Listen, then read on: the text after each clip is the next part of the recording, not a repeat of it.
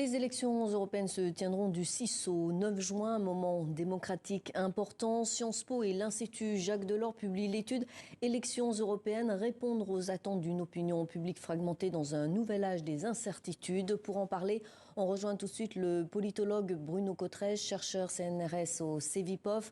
Bonjour Bruno, vous venez donc de publier une étude sur l'opinion publique européenne. Votre étude montre des divisions importantes. Quelles sont les attentes des citoyens ?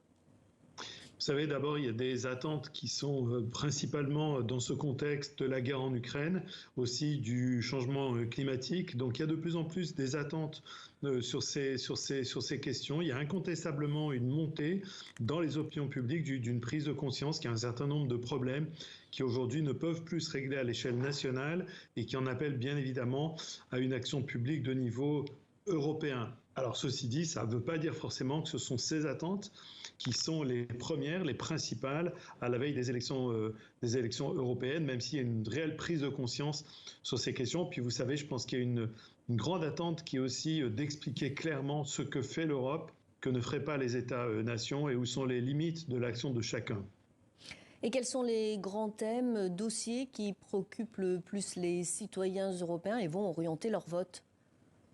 Alors sans surprise majeure, évidemment, tout ce qui est de l'ordre économique, en particulier la question du pouvoir d'achat, la question de l'inflation, la question de la vie chère. Dans tous les pays européens, on a vu une explosion des factures de gaz, d'électricité. Ça préoccupe beaucoup, ça inquiète énormément. Et donc ça, ce sont des sujets qui vont rester sans aucun doute dans les principales motivations. Il y aura aussi beaucoup de motivations de politique nationale. Vous savez que c'est un peu un classique dans les élections européennes. Ce sont des élections où on devrait parler d'Europe et puis finalement on parle quand même beaucoup de politique nationale. Les citoyens européens font-ils confiance aux institutions européennes ou assiste-t-on à une crise de confiance ? Il y a une crise de confiance qui est quand même là, le niveau de confiance dans l'ensemble des institutions européennes, à l'image peut-être aussi des institutions politiques nationales, mais souffre d'un déficit à la fois de notoriété, mais de confiance. Au fond, on ne sait plus très bien aujourd'hui qu'est-ce que fait le Parlement européen, c'est quoi la Commission européenne, que font-ils à Bruxelles, à Strasbourg.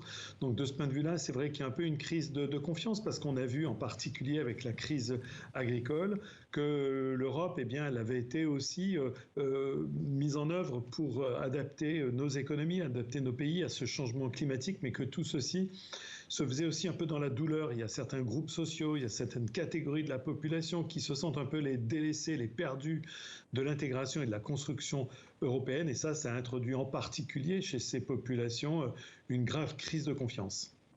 Et à moins de 3 mois des élections européennes, l'extrême droite a le vent en poupe dans de nombreux pays. On l'a vu au Portugal, en France. Quel est le poids du discours de l'extrême droite dans ces élections ?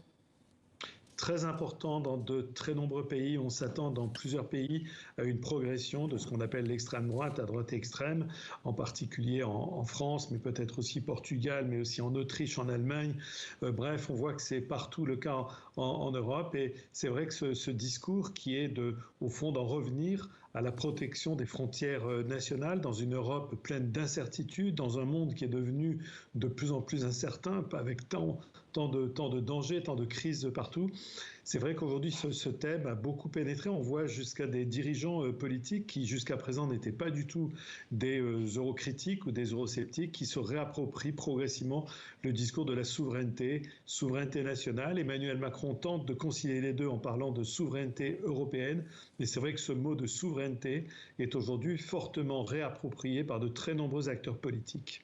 Merci Bruno Cottrès pour votre analyse.